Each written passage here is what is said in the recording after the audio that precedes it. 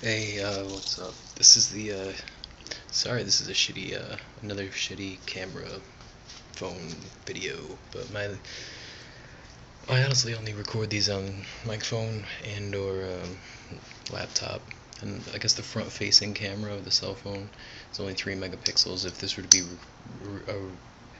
reversed, it'd be much better, but I can't, like, point the thing at myself this way. I needed to make sure that I'm looking at the phone.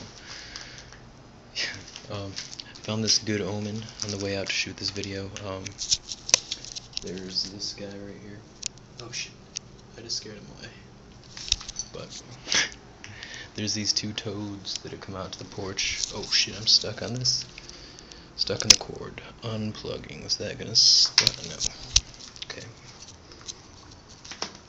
Alright. So, there's these two frogs, or toads rather, not frogs. They come out and they live by the garage in this hole that's kind of dug for them. And hold on, plugging phone back in. Cool. And whoa. And and I lost track of that. Yeah, the toads. There's this June bug issue that we have here, and it's Texas. It's fucking awful. We probably have it everywhere. I don't know. I hate June bugs. They like dive bomb your face and make you want to punch animals and shit. But yeah, the toads come and eat all of them before the flies can come get carcasses and shit. Because I think they're just suicidal. That's all the June bugs really do, is they kill themselves.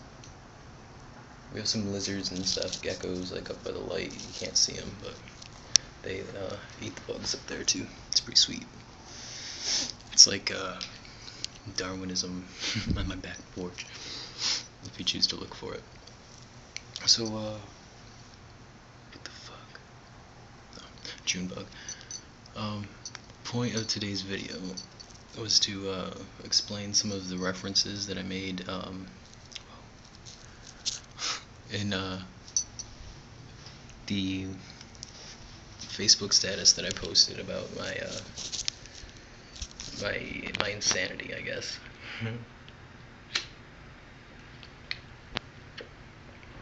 Those are references to The Accounts of Tragedy, which is my full-length novel, probably the longest thing that I've ever written.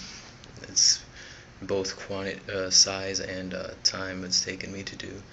So, it's my magnum opus, I guess. It's not a graphic novel. It's just a novel. And I've stated before, I started out to be a writer. Art just came easy to me. I never went to art school or nothing, so. But I did take a lot of college writing courses because I felt like I had to better myself. I don't want to fail at something that I'm bound to do. So I like criticism. If anybody has any criticism besides like grammar errors, not even grammar, correct me on grammar. Spelling errors,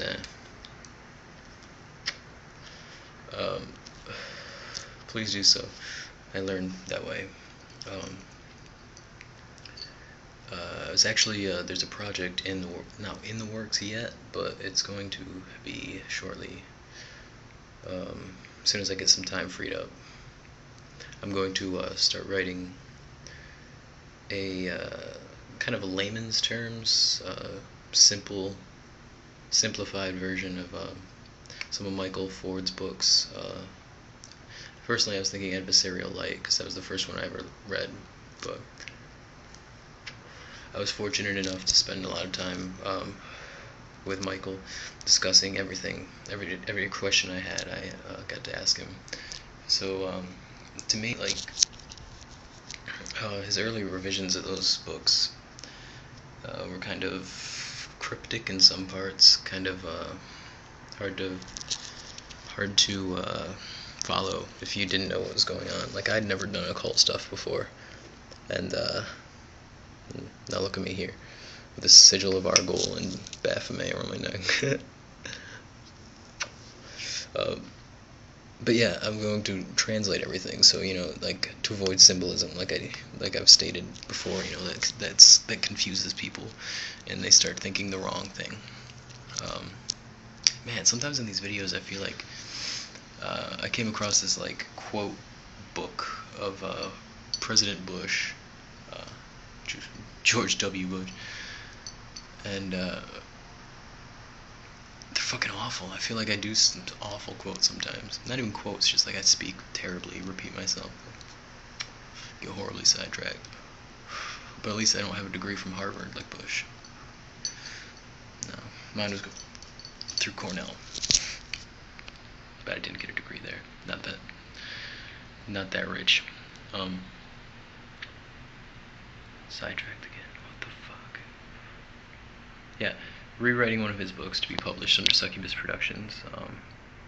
Let me know what you guys think about that. That'd be interesting to see. I mean, I don't want to take him out of it at all. It's all gonna be his words just reworded, and everything's gonna go through him before it's print. Oh, we got sweet noises. I don't even know what the fuck that is. A water filter, maybe? But the accounts of tragedy. Let's get onto that topic. It's basically, alright, a little background info on Adam Iniquity here. When I was 12 years old, I had to seek counseling through my school because I didn't have money. I came from a trailer.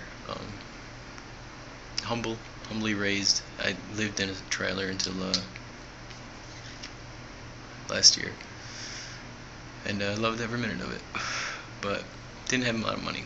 Parents worked full time to support me when I was growing up, and the counseling that I got free from school was just because well, let's see, I had my first cult when I was in first grade, and one of the initiation things was to go like an entire week being silent, just to see if you could handle yourself under stress. And I myself snapped, went crying to the nurse's office, whatever.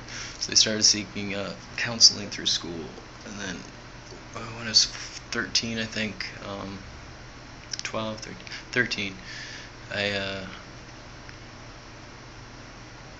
had been in my first band, which was at the time, I think I was in a band called The Pain of the Frugal King. I don't know, some shitty, wannabe Iron Maiden band. And I was the singer, vocalist, and I had this 8-track recorder, digital recorder. I thought it was a shit.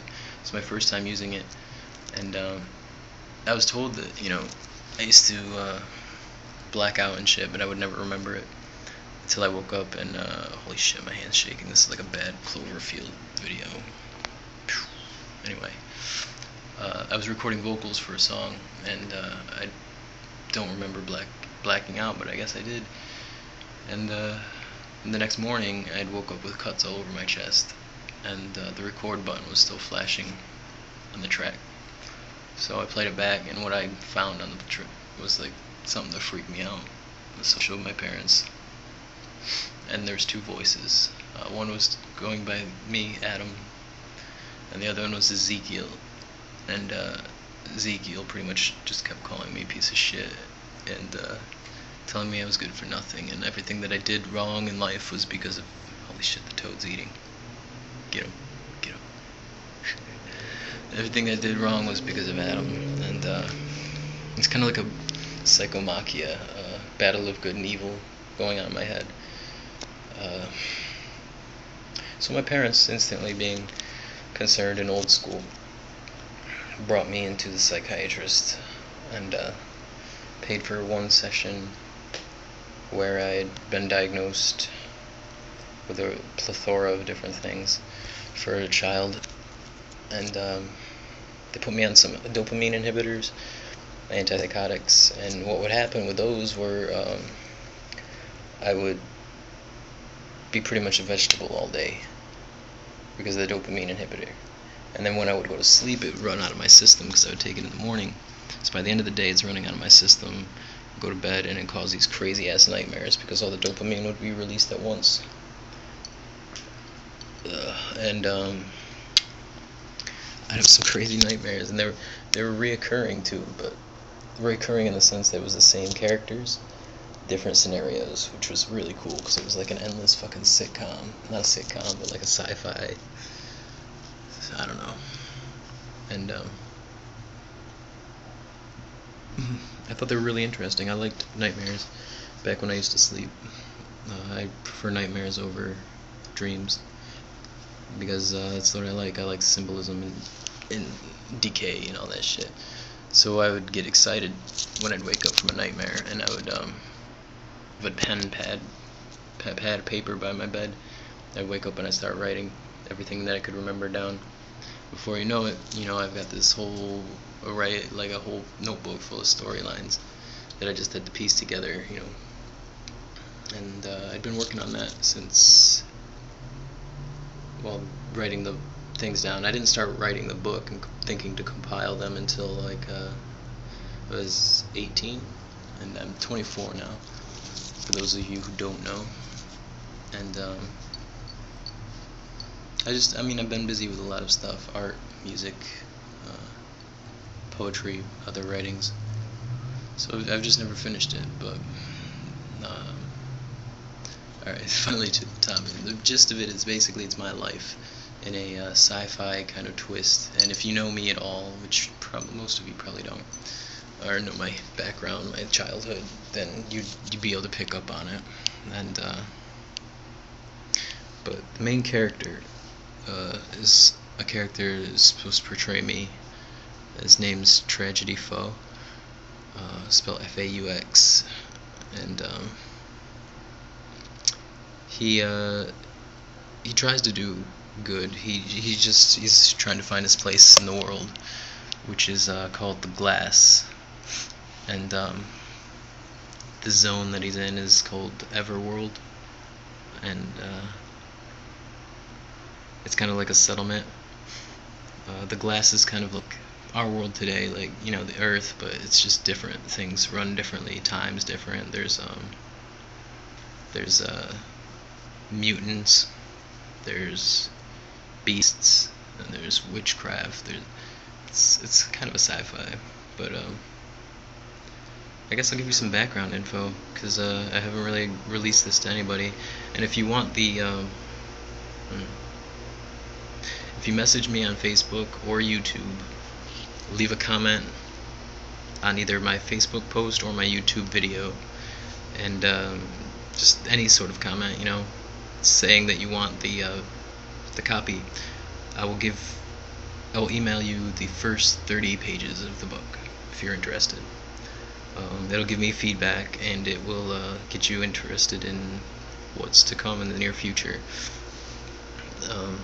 But basically, Tragedy was born. When he was born, his mother died giving birth to him, and his dad loved his mother so much, or his wife so much, that when the nurse came around to sign the birth certificate, he could only think of Tragedy, so it was born with the name Tragedy. And Foe, ironically, means something completely fake, artificial, and that's kind of his life. It seems surreal. So Tragedy was abandoned by his dad because his dad didn't want anything to do with him because it reminded him of his mother, and he was raised by nuns.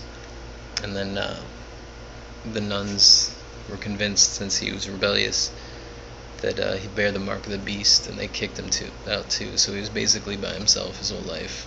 And when the book starts out, he's 16 years old, 17, I can't remember, it's been a while. Not that it matters, because the time runs different. But he basically raised himself in and out of orphanages. His best friend is a guy named Jay, and he goes by the nickname of Captain, because he likes to lead everything, and Tragedy's cool with following. He's a couple years older than Tragedy, so he's like the best friend kind of thing, and they're inseparable. He spent a lot of time with Jay growing up because he didn't have his own home, So they're out playing one day. Playing, I say this, and they're 16. I don't know. They're hiking through the woods, and on the way home of this, after this like 5 mile hike or something, uh, this they come across this cave which has a history behind it. It's got like a wives' tale that there's a demon inside of it named the Tormentor. And if you go in the cave and you see the Tormentor, he'll hunt you mercilessly, and he'll cut out your eyes so that you cannot tell anybody else anymore of where he lives. And being the kids that they are, they don't believe it. They go in there. Jay goes in there, doesn't see anything. Tragedy follows, and he thinks he sees this thing, but it's too soon to tell. Too short notice. He didn't get to look around. They're busy getting home, so he rushes out of there. They go home. Bam. But he goes back later that night, and he sees the thing. He sneaks out of Jay's house, goes back up in the woods, and he sees this thing, this tormentor, this demon, and it basically tells Tragedy, if you tell anybody about me, I will kill you and everybody you love. And he's just a kid, man. So he goes and tells his best friend Jay because he's scared, and it makes him run. The thing comes after them, and Jay doesn't know it because he never sees the thing, but Tragedy hears him because he's being haunted by him. And Jay's a good guy, and he's a good friend, so he runs with Tragedy, and he doesn't know why, but they're just on the run through the woods. They pack up one night, and they just can't stop, because if they stop, the demon will catch up to them, kill them in their sleep. So eventually they get tired to the point where they can't run anymore, and Tragedy starts to think about, man, I'm pretty much giving you the first couple of pages here. Oh well. It's abridged. But the first night that they stop, Tragedy's sitting by the fireside when Jay, or Captain, is sleeping. Captain says how good of a friend he is and that he couldn't go without him. And Tragedy's so overwrought with bringing his best friend into this evil. They're going to be hunted for the rest of their lives, and he can't believe he pulled him into this. So the only way out is to kill him. So once Jay falls asleep, Tragedy slits his throat with his hunting knife and watches his best friend die in front of him. And that really fucks the kid up. He's fucked up already, but he kind of develops this new persona. Jay continues to live on through Tragedy, but he's not the same person. He's like the opposite of what he would have been. And he tells him to do all these things to avoid being hurt. He's like a self-defense. And Tragedy slowly goes insane. Everybody that interacts in his life, everybody that's loved him or anybody that encounters him gets hurt. And stories basically off of that premise. And eventually Tragedy meets somebody named Hope. It's a girl who finds him by the riverside, passed out. And that toad just ate another June bug. It's badass. She finds him passed out, and they instantly hit it off. But Tragedy doesn't want to be around her because he knows what happens to him. And he knows what happens to people in his life. And he takes what they've developed as a loving friendship, like a love. They're their true loves, and he just disappears one day because he doesn't want to potentially hurt her. And she gets lost up in the glass, gets caught in some bad situations. So the book is about Tragedy trying to find her, make sure she's alright. I was in a band with my sister for a while, and it was called Of Hope and Tragedy, and that's where that got that name from. It's a chapter in the book called Of Hope and Tragedy, where they first meet. Which is roughly where I leave off with that 30 pages that I'm going to offer, so you won't really get to know anything past the premise. But that's it.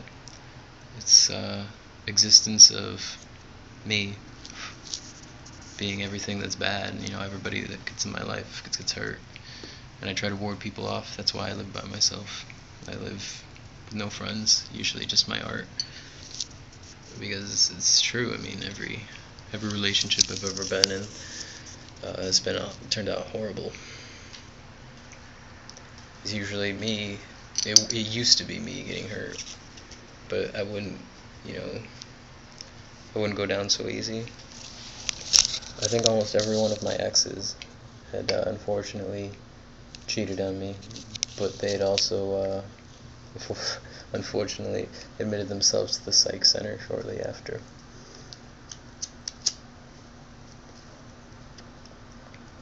Which is sweet.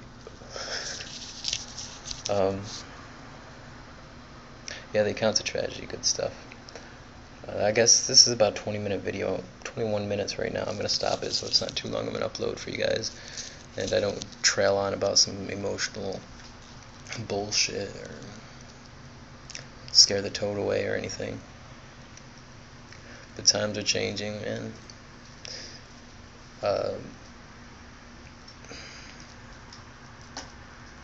There's a dawn of something new. I can feel it. It's chaos. Chaos beckons. It's not chaos as I know it, really, but it's at the middle of summer in Texas. It's hot as fuck out, but everything's getting colder. I can feel it. So my life is going to be up for some changes, but I'm going to try to keep with you guys through the whole thing, because you're all I got, really. So love and be blessed. This has been Adam Iniquity. Keep your hoods up and your heads down.